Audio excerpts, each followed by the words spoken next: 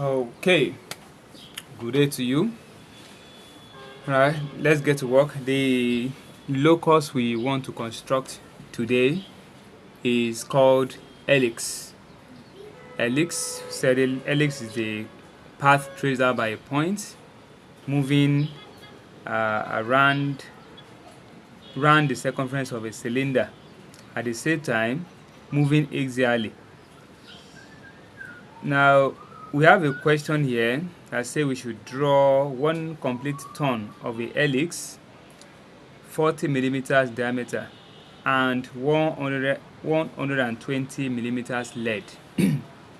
diameter of the helix is given as 44 millimeters, and the lead or the pitch is given as, they may give you as lead or they may give you as pitch. They will give you that is distance covered in one revolution. Distance covered by that point in one revolution is called the lead or the pitch. Okay, now let's begin the work. The first thing you want to do, use the diameter given to you. Remember, diameter is 44 millimeters. So draw a circle of diameter equal to the cylinder and divide the circumference of the circle into 12 equal parts. We have been doing this, so the first thing I'm going to do here is to draw the center lines for my circle. So I'll draw the horizontal center line first. Okay, then I'll draw the vertical center line.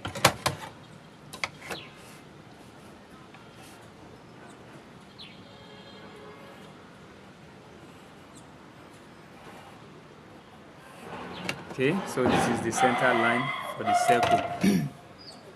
Now, the next thing is to use the radius of the circle. The diameter is 44, which means the radius is 22.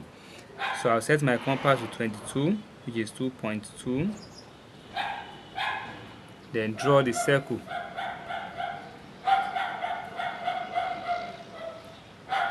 The construction is a little similar to the construction of a cycloid. It's similar to the construction of a cycloid, but not the same. Now we have to divide this circle into 12 equal parts, so we use the same radius of the circle to cut it from the 4 points on the circumference. So I will start from this point, draw arcs left and right, go to the next point,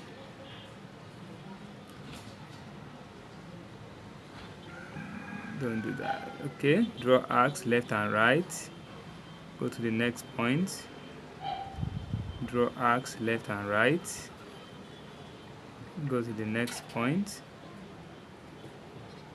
draw arcs left and right. Now I'll pick up my ruler, join these points together with thin lines.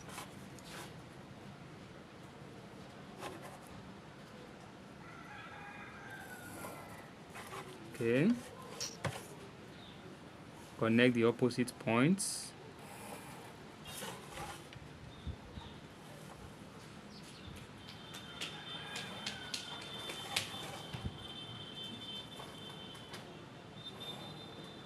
Okay, so I'll label the points from 0 to 12. So I'll start 0 here, 1, 2, 3, 4, 5, 6, 7, 8, 9, 10, 11, and 12. So 0 is also 12. The same point for 0 and 12.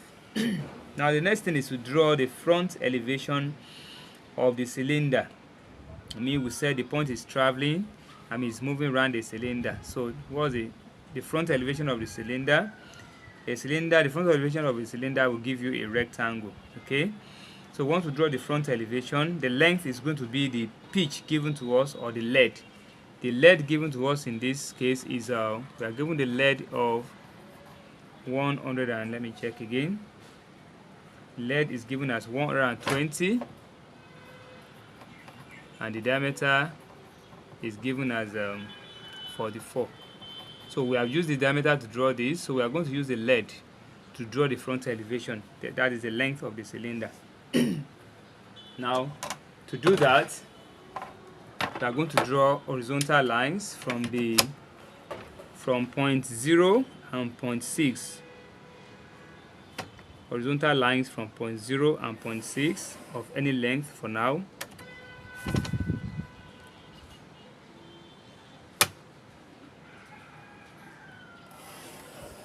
Okay. Now at any distance, okay, where's this one? Okay, at any distance from this circle, I'm going to draw a horizontal line which will mark the beginning of my front elevation. I want to draw a rectangle which will be the front elevation of the cylinder. So this vertical line marks the beginning. So that vertical line, I will label it as point 0. Now the lead given to us is what? Is 120. Now from this point 0, we are going to measure 120, which will serve as the length of our rectangle. So I'm going to measure 120.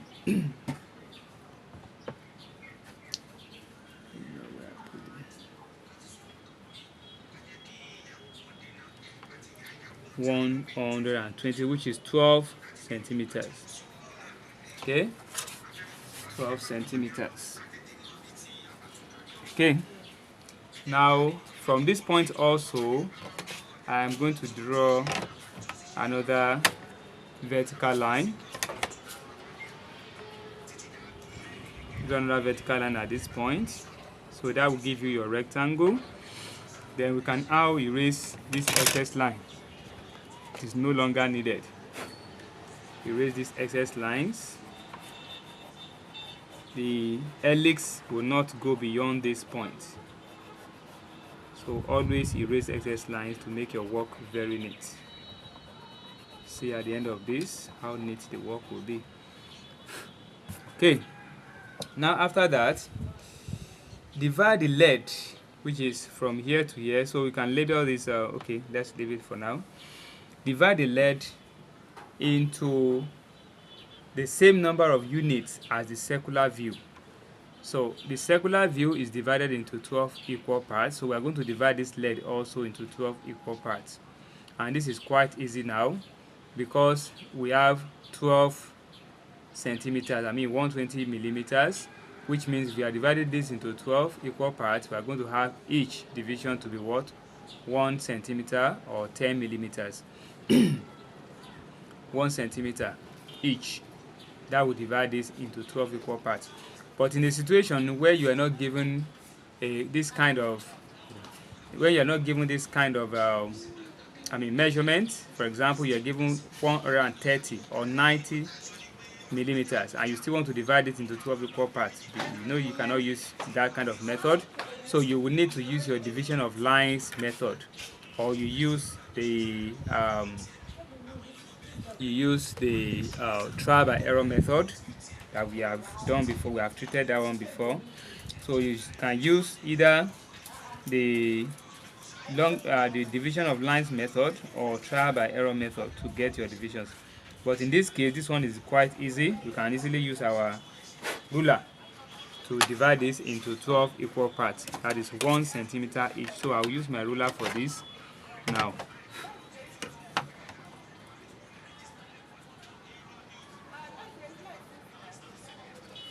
Okay, so this is 1, this is 2, this is 3, 4, 5, 6, 7, 8, 9, 10, 11, and 12. So I'm going to label it accordingly. We have 0 already, so we're going to have 1, 2, 3, 4, 5, 6, 7, 8, 9, 10, 11, and 12. Okay, now the next thing to do now is to project horizontal lines. Project horizontal lines from the points. Project horizontal lines from the points on the circular view. Points on the circular view, that is point 1 to 12. 1, 2, 3, 4. Project horizontal lines from each point on the circular view. So I'm going to use my T-square for that. So we'll slide to each point, starting with point 1. Point 1 and 11 will connect to give us a horizontal line, so we'll draw it across. Then move to point 2. Point 2 and 10 should also give us a good horizontal line. And 3 has been drawn already, so we move to 4. 4 and 8 will give us a good horizontal line. And 5 and 7 also will give us a good horizontal line. And 6 has been drawn already. Okay, now the next thing to do is to draw vertical lines from each point here to intersect the horizontal lines. Vertical lines from each point, so I'm going to start with point 1 here. Starting with point 1, so draw vertical lines up.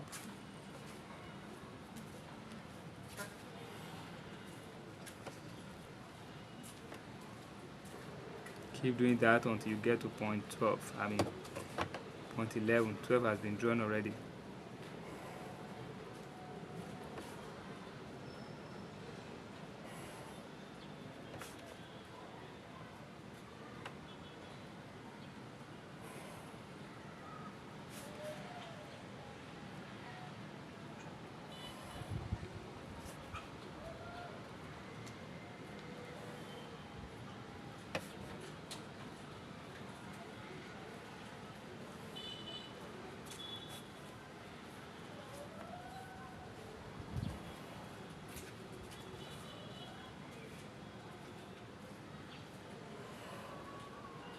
Okay, so this is what we need, and that is the end of all the troubles.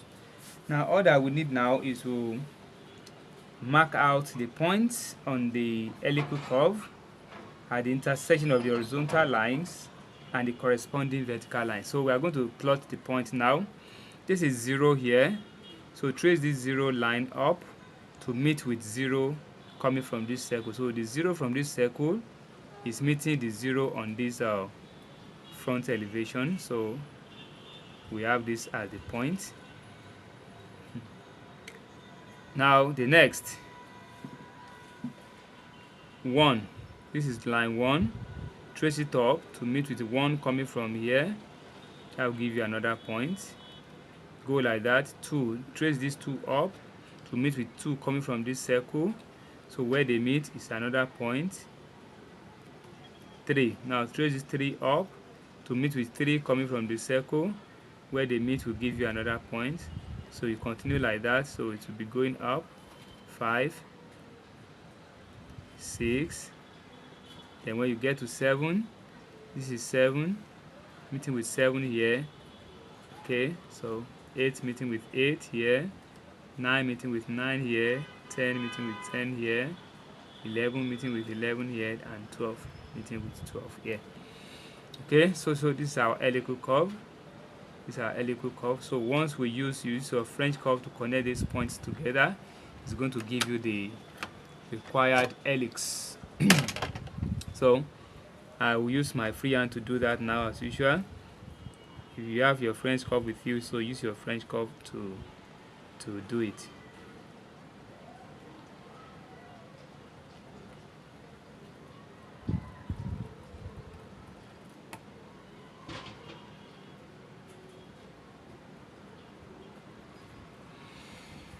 Okay, I'd like to continue from